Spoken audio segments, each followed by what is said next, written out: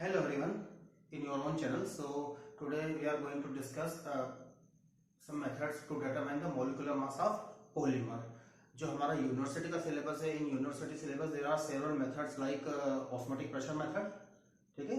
Osmotic pressure के बाद अगर बात करें तो डिवीजन मेथड भी है, सेडिमेंटेशन मेथड है एंड विस्कोसिटी मेथड भी है, ठीक है। So all of these four methods I am going to discuss right now. Osmotic pressure method, तो ऑस्मोटिक प्रेशर की अगर बात करें, ऑस्मोटिक प्रेशर मेथड की बात करते हैं, यू नो वेरी वेल कि osmotic pressure is a what colligative property.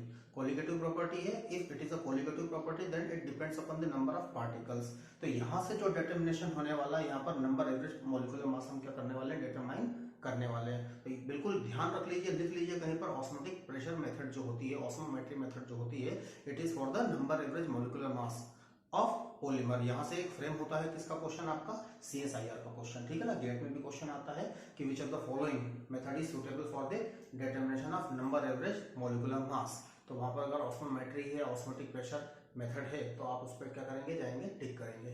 अच्छा, मेथड स्टार्ट करने के पहले थोड़ा सा मैं मेथड का ड्रॉबैक बता देता हूं। ऑस्मोटिक प्रेशर की अगर बात करें, when we determine the osmotic pressure of a system of a solution, then we are always consider what, dilute solution. So यहाँ पर जो एक इसका ड्रॉबैक है वो ये है कि 1% हमको सॉल्यूशन क्या करना पड़ता है, कंसिडर करना पड़ता है। 1% अगर कॉन्सेंट्रेशन है इसका अगर एक्सीड करता है तो आपके जो रिजल्ट्स हैं वो रिजल्ट्स क्या हो जाएंगे, थोड़े से है ना डिस्टर्ब हो सकते हैं। रिजल्ट आपके डिस्टर्ब होंगे, आपका जो डिटर्मिनेशन है वो क्या होगा, सही नहीं होगा, पहली बात। दूसरी बात ये है कि है ना, इफ देयर इज मतलब huge molecular mass of a polymer, इसका मतलब ये है कि अगर जो आपका पॉलीमर है वो आपका अगर थोड़ा बड़ा पॉलीमर है, मतलब कि मैक्रो मॉलिक्यूल्स आपका जो है वो उसका मॉलिक्यूलर मास ज्यादा है, तो भी यहाँ पर क्या है, ये जो मेथड है वो क्या है, थोड़ी सी क्या होती है, फेल हो जाती है। ऐसा क्यों होता है, ऐसा क्यों होता है, ये भी थियोरेटिकल क्वेश्चन आ सकता है आपका CSIR में भी। और अगर आप इसको कोड कर रहे हैं किसमें, आपके एग्जाम में, MSc के एग्जाम में लिख रहे हैं, तो ये आप बिल्कुल अच्छे से एक फ्रेमवर्क अगर लिखें, इसको क्या लिखेंगे कि ये मेथड को क्या होती है, हायर मॉलिक्यूलर मास जो होते हैं, ओके स्टूडेंट्स, जो हायर मॉलिक्यूलर मास होते हैं पॉलीमर्स के, उनके लिए क्या होती है, थोड़ी सी है ना सुटेबल नहीं है। ऐसा इसलिए होता है क्योंकि जब क्या होता है, एक लॉन्ग चेन होगी किसकी, मैक्रोमोलिक्यूल्स की, पॉलीमर्स की, तो उसमें क्या होता है, there are so many cavities. Molecule क्या कर लेते हैं, होस्टिंग करते हैं, ठीक है। आपका जो मैक्रोमोलिक्यूल है ये होस्टिंग करेगा, ये होस्ट बन जाएगा, ये सॉल्वेंट मतलब पानी का जो मॉलिक्यूल है, वाटर के जो मॉलिक्यूल है, उसको क्या करेगा, कैप्चर कर लेगा, ठीक है ना। तो यहां से जो हमारा जो कॉन्सेंट्रेशन का डिटर्मिनेशन है, कॉन्सेंट्रेशन बहुत बड़ा रोल प्ले करने वाला है अगर ऑस्मोटिक प्रेशर आप निकालने वाले हैं तो, ठीक है ना। तो कॉन्सेंट्रेशन का जो एक्सप्रेशन है, वो कॉन्सेंट्रेशन का जो टर्म्स है, वो टर्म्स क्या हो जाती है, यहाँ पर थोड़ी सी डिस्टर्ब हो जाती है, जिसके कारण आपका क्या जो फाइनल रिजल्ट है, आपका जो मॉलिक्यूलर मास का डिटर्मिनेशन है, वो क्या होता है, आपका मिसमैच हो जाता है। तो ये एक दो क्या है यहाँ इसके ड्रॉबैक हैं, अदरवाइज मेथड काफी एक सोफिस्टिकेटेड मेथड है और काफी इजीली, काफी आसानी से आप क्या कर सकते हैं, इसको डिटरमाइन कर सकते हैं। हमने 12th स्टैंडर्ड में बर्कले हार्टले मेथड देखी थी, ठीक वैसी ही मेथड होती है। कोई सा भी आप ऑस्मोमीटर यहाँ पर यूज कर सकते हैं। मैं इसके बाद में कुछ ऑस्मोटिक प्रेशर डिटर्मिनेशन की जो डिवाइसेस हैं, ठीक है ना, उनके क्या कर दूंगा, पिक भी यहाँ पर लगा दूंगा, आप वो भी देख लीजिएगा, ठीक है। तो यहाँ पर हम लोग वांट ऑफ इक्वेशन को यूज करने वाले हैं। वांट ऑफ इक्वेशन हम PV इक्वल टू nRT लेते थे, याद हो तो आपको, ठीक है ना। 12th स्टैंडर्ड की अगर मैं बात करूं तो PV इक्वल टू nRT लेते थे for dilute solution. Want of ने ये बोला था, क्या बोला था वांट ऑफ ने, फॉर द डाइल्यूट सॉल्यूशन, जो आपके जो पूरा के पूरा जो पैरामीटर्स है वो एक आइडियल बिहेवियर शो करते हैं, लाइक आइडियल गैस। यहाँ पर P क्या है, यहाँ पर P है प्रेशर यहाँ पर ऑस्मोटिक प्रेशर है। V आपका क्या है, वॉल्यूम है, यहाँ पर मोल ऑफ सॉल्यूट है ये। R और T वेल नोन क्वांटिटीज है, गैस कांस्टेंट और आपका एब्सोल्यूट टेम्परेचर, ठीक है स्टूडेंट्स। तो यहाँ पर जो इक्वेशन यूज करने वाले हैं वो इक्वेशन होती है पाई या P equal to CRT upon M, ठीक है। इस इक्वेशन को हमको क्या करना है, डेराइव करना है। यहाँ पर इस इक्वेशन को हम डेराइव करेंगे। P क्या है, यहाँ पर आपका ऑस्मोटिक प्रेशर ही है। अगर मैं क्या करूँ, इस टर्म को यहाँ से नीचे ले आता हूँ, तो यहाँ पर एक नया टर्म निकल के सामने आता है, रिड्यूस प्रेशर, ठीक है ना। When there is a quantity, physical quantity that is P by C, then it termed as what, reduce pressure. तो ये एक रिड्यूस प्रेशर हो जाता है। और RT divide bye M, M क्या है यहाँ पर, M वही है जो हम डिटरमाइन करने वाले हैं। M is nothing but the molecular mass of your polymer. ROT again you know क्या है। तो ये इक्वेशन कैसे डिराइव करेंगे, ठीक है, ये देखते हैं हम लोग। काफी सिंपल सी इक्वेशन है, काफी आसानी से डिराइव हो जाती है। यहाँ पर कुछ कुछ बातें हम लोगों को करने होंगी। कुछ कुछ बातों का मतलब ये होता है कि थोड़ा सा मैं क्या करूंगा, एक्टिविटी को ले लूंगा, यहाँ पर मोल फ्रैक्शन की बात होगी, ठीक है ना, और एक हम केमिकल पोटेंशियल की बात करेंगे। केमिकल पोटेंशियल का मतलब ये है कि जब सेमी परमिएबल मेम्ब्रेन से हम क्या करते हैं, सॉल्वेंट और सॉल्यूट को अलग अलग रख देते हैं। तो इक्विलिब्रियम जब एक क्रिएट होता है, इक्विलिब्रियम जब एक क्रिएट होता है, तो इक्विलिब्रियम पे जो केमिकल पोटेंशियल है उसकी जो इक्वेशन होती है वो क्या होती है, यहां से आपको डेरिवेशन स्टार्ट करना है। ये वो इक्वेशन होती है आपकी RT log gamma 1 x1 plus P V1 that is equal to 0। इस इक्वेशन से आपको पूरा का पूरा डेरिवेशन रन करना होता है। ये इक्वेशन आप थोड़ा सा लर्न कर लीजिए। यहाँ पर R और T वेल नोन क्वांटिटीज है। ये जो गामा 1 है ये क्या है, गामा 1 है आपका एक्टिविटी कोएफिशिएंट, ठीक है स्टूडेंट्स। एक्टिविटी कोएफिशिएंट आप बहुत अच्छे से जानते हैं, नहीं जानते तो आप प्रीवियस वीडियो देख लीजिए। इलेक्ट्रोकेमिस्ट्री का प्लेलिस्ट में जाएंगे आप लोग, इलेक्ट्रोकेमिस्ट्री की, ठीक है। इलेक्ट्रोकेमिस्ट्री के प्लेलिस्ट में मैंने 2 बहुत शानदार वीडियो बना के रखे हुए हैं, एक्टिविटी और एक्टिविटी कोएफिशिएंट है, ठीक है स्टूडेंट्स। ये क्या है, x1 क्या है, दिस इज मोल फ्रैक्शन। आप लिख लीजिए कहीं पर, मोल फ्रैक्शन है किसका है, 1 का मतलब यहाँ पर क्या है आपका सॉल्वेंट का है। और ये क्या है V1 का मतलब यहाँ पर क्या है, this is the volume of solvent, ठीक है। 1 जहां पर भी टर्म यूज करूंगा मैं, इट इज फॉर सॉल्वेंट, ठीक है। अब अगर हम डाइल्यूट सॉल्यूशन की बात करें, फॉर डाइल्यूट सॉल्यूशन की अगर बात करें, तो डाइल्यूट सॉल्यूशन में हमको क्या करना होगा, थोड़ा सा सब्स्टिट्यूशन करना होगा। सब्स्टिट्यूशन में क्या है, x1 को हम 1 माइनस x2 लिख सकते हैं, ठीक है। अरे बिल्कुल सिंपल सा फार्मूला होता है ना, x1 plus x2 equal to 1। This is the mole fraction of solvent, this is the mole fraction of what, solute. दोनों के मोल फ्रैक्शन को 1 के बराबर लिखते हैं, ठीक है ना। 11th स्टैंडर्ड से हम जानते हैं ये बातें, ठीक है। उसके बाद में V1 की बात करें तो it is equal to V1 naught, this is for pure state. Pure state का मतलब ये है कि जब हम लगभग ये बात करें कि सॉल्यूशन बहुत ही ज्यादा डाइल्यूट है, मतलब उसमें आपका जो मैक्रोमोलेक्यूल है, जो उसमें सॉल्यूट है, वो क्या है, लगभग न के बराबर है, तो it is tending to V0। उसके बाद में गामा 1 की बात करें, मतलब कि जो आपका कोएफिशिएंट होगा, किसका कोएफिशिएंट है ये, एक्टिविटी कोएफिशिएंट क्या होगा यहाँ पर, 1 के इक्वल होता है, ठीक है। डाइल्यूट सॉल्यूशन के लिए एक्टिविटी कोएफिशिएंट क्या होता है, 1 के बराबर होता है। जो मोलरिटी होती है वही एक्टिविटी होती है, ठीक है ना। अच्छा, इज इक्वल टू 0 क्यों लिख रहा है, इज इक्वल टू 0 का मतलब होता है ये जो कंडीशन है, ये कंडीशन क्या है, इक्विलिब्रियम की है, ठीक है ना।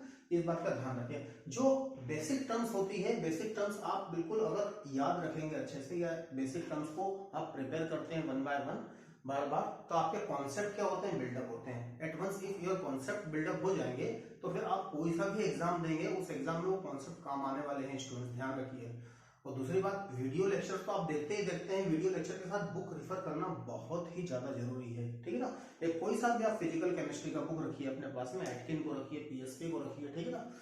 तो कोई सा भी आप बुक रखेंगे और बुक को भी क्या करेंगे, साथ में रेफर करेंगे, क्योंकि किताब से होते हुए ही रास्ता जाएगा आपका सफलता का। इस बात का ध्यान रखिएगा आप लोग, ठीक है। बिना बुक के कुछ होने वाला नहीं है। हम भी क्या करते हैं, यहाँ पर नंबर ऑफ बुक्स से क्या करते हैं, आपके लिए वीडियो सीरीज तैयार करते हैं, ठीक है। तो आप जान सकते हैं कि बुक का कितना इंपॉर्टेंस है। ये सारी चीजें अगर मैं पुट कर दूं, तो यहाँ पर RT लॉग, इसके जगह क्या हो जाएगा, 1 माइनस x2 प्लस PV naught that is equal to what, 0। अब इसको थोड़ा सा रीअरेंज कर लेंगे, मैथमेटिक्स लगेगा, इसके बाद केमिस्ट्री यहाँ से थोड़ी सी क्या होती है, पॉज हो जाती है, यहाँ से थोड़ा सा मैथमेटिक्स क्या होता है, यहाँ से स्टार्ट हो जाता है, ठीक है। बिल्कुल सिंपल सा मैथमेटिक्स है, बहुत ज्यादा घबराने की आवश्यकता नहीं है। प्लस माइनस वाला बिल्कुल सिंपल, ये प्लस का PV उधर जाएगा तो माइनस का हो जाएगा, लाइक दिस। तो यहाँ पर मैं लिख सकता हूँ PV naught that is equal to, ये पूरी टर्म को अगर मैं उधर ले जाऊँ तो माइनस क्यों जाएगी, minus RT log 1 minus x2, ठीक है स्टूडेंट्स। यहां से इसको मैं लिख सकता हूं PV1 naught that is equal to, ये माइनस का है ना, तो माइनस का टर्म में क्या हो सकती है, यहां पर पावर में चल सकती है, तो this is RT log 1 minus x2 का पावर -1, ठीक है। अब यहाँ पर क्या है, 11th स्टैंडर्ड में मैथमेटिक्स में क्या होता है, लॉगरिथम सीरीज होती है। ठीक है स्टूडेंट्स, लॉगरिथम सीरीज होती है। उस लॉगरिथम सीरीज को यहाँ पर हम एक्सपांड करने वाले हैं। यहाँ पर क्या लगाऊंगा मैं, 11 का थोड़ा सा मैथमेटिक्स लगा दूंगा, हल्का हल्का सा मैथमेटिक्स से, बहुत ज्यादा घबराने की जरूरत तो होती नहीं है, चाहे वो कोई सा भी सब्जेक्ट हो, केमिस्ट्री हो या मैथ्स हो। ठीक है, बिल्कुल सिंपल सिंपल कंसेप्ट से हम लोग क्या करेंगे, वर्क करेंगे। It is very simple, it is very easy concept. So PV1 naught that is equal to RT, इसको एक्सपांड करते हैं तो एक्सपांड करने में होता है 1 plus, not 1 plus, this is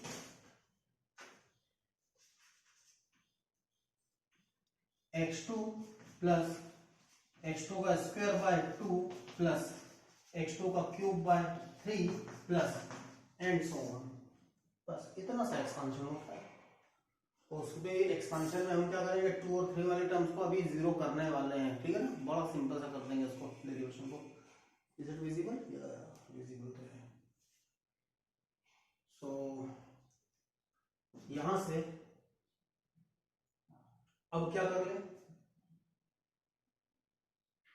अब यहां से हमको क्या करना पड़ेगा, जो आपका x2 है, x2 का मतलब यहां पर आपका जो है मोल फ्रैक्शन है। ठीक है ना, सॉल्यूट का जो मोल फ्रैक्शन है, इसको रिप्लेस करेंगे हम थोड़ा से दूसरे टर्म्स में। तो जो मोल फ्रैक्शन ऑफ सॉल्यूट होता है, मोल फ्रैक्शन, अब हम कौन सी क्लास में आ जाए, हम आ जाते हैं 11th स्टैंडर्ड में। ठीक है ना, मोल फ्रैक्शन, जो आपका मोल फ्रैक्शन होगा किसका, सॉल्यूट का। मोल फ्रैक्शन क्या होता है, किसी एक कंपोनेंट के मोल डिवाइड बाय टोटल मोल। ठीक है ना, mole of 2 divide by total mole.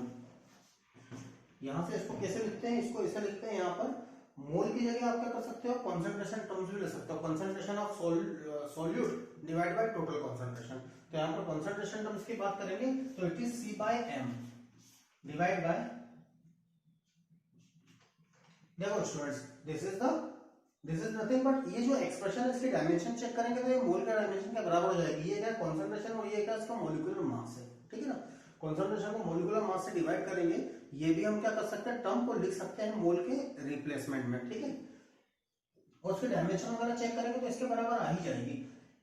इससे भी काम कर लेते हैं, लेकिन एक्चुअली हमको क्या करना है, हमको फाइंड आउट करना है मॉलिक्यूलर मास। इसलिए यहाँ पर क्या है, ट्रांसफॉर्मेशन है, अदरवाइज यहाँ पर कुछ भी नहीं है।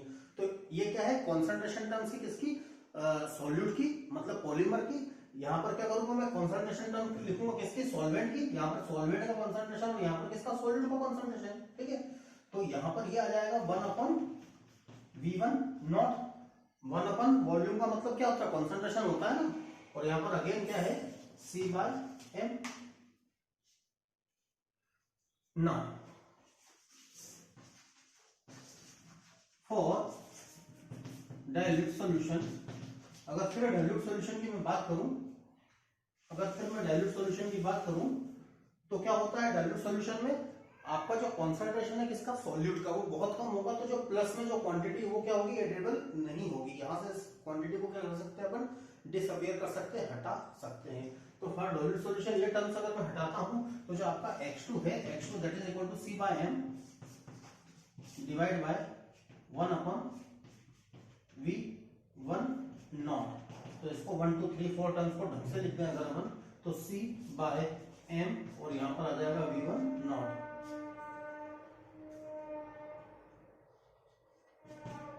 ट्रेन की आवाज आती रहती है, घर जो है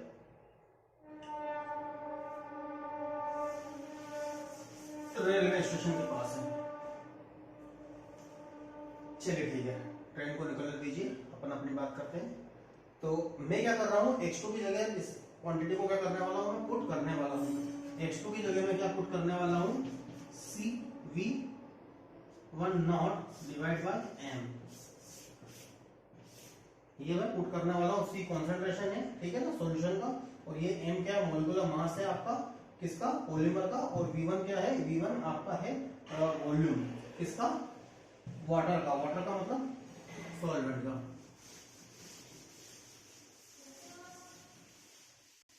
पुट कर दीजिए बहुत ध्यान से, आपका काम खत्म हो जाएगा।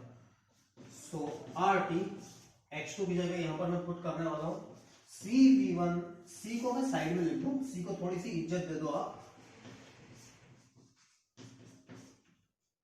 Plus v1 naught upon m का स्क्वायर, ये 1/2 भी लेना, into C square plus this is 1/3 v1 naught upon m का cube C cube and so on.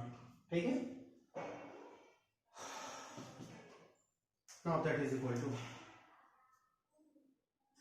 अब क्या कर रहे हैं आप, सब में क्या है v1 not c upon m, इसको कॉमन ले लें अगर हम, तो क्या हो जाएगा p v1 0 that is equal to RT upon RT into v1 0 c upon m को अगर मैं ले लेता हूं कॉमन, तो क्या क्या हो जाएगा, यहाँ पर हो जाएगा 1 प्लस 1/2, पावर क्या हो जाएगी, एक कम हो जाएगी इसकी, so v1 0 upon m into c plus 1/3 v1 0 upon m into C, यहाँ पर स्क्वायर स्क्वायर आ जाएगा,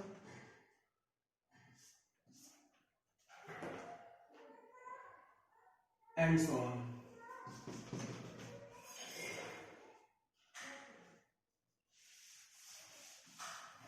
अब क्या करें, अब यहां पर क्या करते हैं हम लोग, वायरल मेथड लगाते हैं। वायरल मेथड लगाने के कारण क्या होता है, यहाँ पर दो कांस्टेंट आ जाते हैं a और b, जो कि बड़ा सिंपल सा है।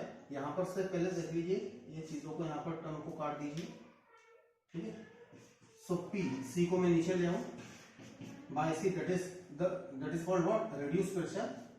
यहाँ पर RT अपॉन m बचने वाला है मेरे पास, और 1 plus 1/2 A2 C plus 1/3 A3 का square C square plus and so on.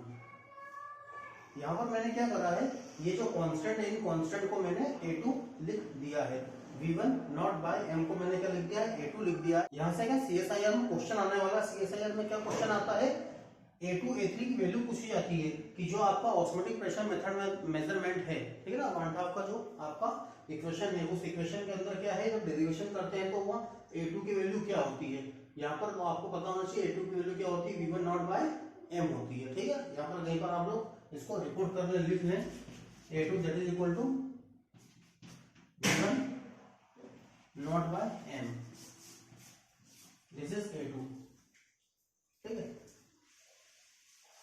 अब आगे और बढ़े, एम का अगर हम क्या करते हैं, अंदर मल्टीप्लिकेशन कर देते हैं। एम भी क्या है आपका, एक प्रकार का कांस्टेंट ही है वैसे तो, p upon c that is equal to RT upon m का अगर मैं अंदर मल्टीप्लाई कर दूं, m का अगर मैं अंदर मल्टीप्लाई कर दूं तो क्या हो जाएगा, यहाँ पर 1 अपॉन m आ जाएगा, plus 1/2 A2 by m c plus 1/3 A3 का square by m c square and so on. ऐसा भी कर सकते हैं, ऐसा करेंगे तो क्या हो जाएगा, ऐसा करेंगे तो यहाँ से एक नया कांस्टेंट और बन जाएगा, जिसका भी क्वेश्चन क्या होता है एग्जाम में पूछा जाता है, p by c that is equal to RT 1 upon m plus this is 1/2 BC plus 1/3 B2 B3 square into C square plus and so on, ठीक है स्टूडेंट्स। तो यहां से क्या हो गया, एक नया आपको और एक कांस्टेंट नजर आया, ठीक है ना, B2। B2 की वैल्यू भी पूछी जाती है कि B2 की वैल्यू कितनी होती है, तो आप B2 की वैल्यू भी क्या करेंगे, निकाल सकते हैं आसानी से, ठीक है students. Plus 1/3 B2 B3 square into C square plus and so on, ठीक है स्टूडेंट्स। तो यहां से क्या हो गया, एक नया आपको और एक कांस्टेंट नजर आया, ठीक है ना, B2। B2 की वैल्यू भी पूछी जाती है कि B2 की वैल्यू कितनी होती है, तो आप B2 की वैल्यू भी क्या करेंगे, निकाल सकते हैं आसानी से, ठीक है students. Now for dilute solution, अगर सॉल्यूशन बहुत ज्यादा डाइल्यूट होगा तो क्या होगी, ये टर्म क्या हो जाएगी आपकी, खत्म हो जाएगी। ठीक है, क्योंकि कॉन्सेंट्रेशन जब बहुत कम होगा तो बहुत कम का जो स्कोर होता है वो और भी कम होता है। ठीक है, तो ये टर्म क्या हो जाएगी आपकी, खत्म हो जाएगी। 3, 4, 5 वाली सब टर्म्स खत्म होने वाली, तो आपके सिर्फ ये दो टर्म रह जाएगी। तो मैं लिख रहा हूं, so P/C that is equal to RT 1/m plus 1/2 B2C।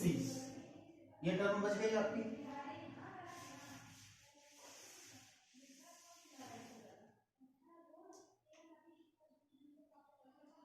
अब ये जो इक्वेशन है, this equation is nothing but y equal to, पहले इतनी जल्दी y इक्वल टू नहीं कर लेते, RT का भी अंदर मल्टीप्लाई कर दूं कुछ स्टूडेंट्स के लिए जिनको थोड़ा ज्यादा सिस्टमेटिक तरीका पसंद है।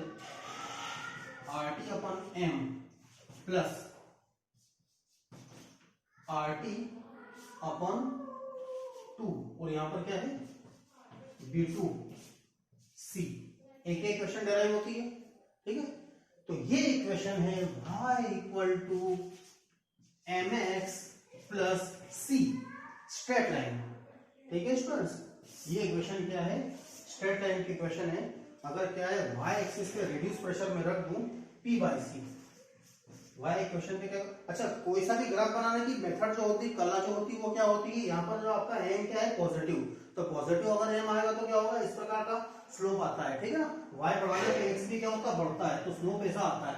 अगर यहाँ पर m क्या होता है नेगेटिव, तो एक बढ़ाने पे दूसरा क्या होता है कम होता है, तो स्लोप कैसा आता है, y बढ़ रहा है तो x क्या होगा, कम होगा, मतलब इस प्रकार से स्लोप आएगा। तो अभी फिलहाल हमारा स्लोप ऐसा आने वाला है, तो ये स्लोप आ गया। ठीक है, स्लोप किसके इक्वल होगा, स्लोप होगा आपका RT B2/2 के, और जो आपका इंटरसेप्ट होगा, इंटरसेप्ट निकाल लीजिए, काम हो जाएगा आपका। इंटरसेप्ट क्या है, RT/m के बराबर है। इंटरसेप्ट निकाल के भी आप क्या कर सकते हैं, मॉलिक्यूलर मास यहां से क्या कर सकते हैं, फाइंड आउट कर सकते हैं।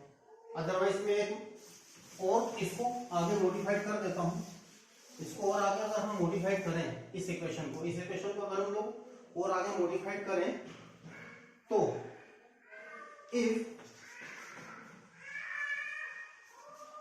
V1 टेंडिंग टू इनफाइनाइट, बहुत ज्यादा वॉल्यूम अगर आपने क्या कर दिया, सॉल्वेंट का कर दिया, ठीक है ना, सॉल्वेंट का वॉल्यूम बहुत ज्यादा कर दिया, तो C विल टेंडिंग टू 0, तो C क्या हो जाएगा, टेंडिंग टू 0 हो जाएगा। तो ये टेंडिंग टू 0 हो जाएगा, तो इस टर्म को भी क्या कर दिया, यहाँ से हटा दे। इन दोनों कंडीशन को अगर मैं क्या करता हूँ, यहाँ पर पुट करता हूँ, so this is P/C that is equal to RT divide by what, m। So this is nothing but the desirable. So this is the desirable equation of what, 1/2। यहाँ से क्या है, आप चीजों को पुट कर दें, दिस इज रिड्यूस प्रेशर है ना, टेम्परेचर और R की वैल्यू पुट करेंगे तो क्या हो जाएगा, आपका मॉलिक्यूलर मास का हो जाएगा, फाइंड आउट हो जाएगा।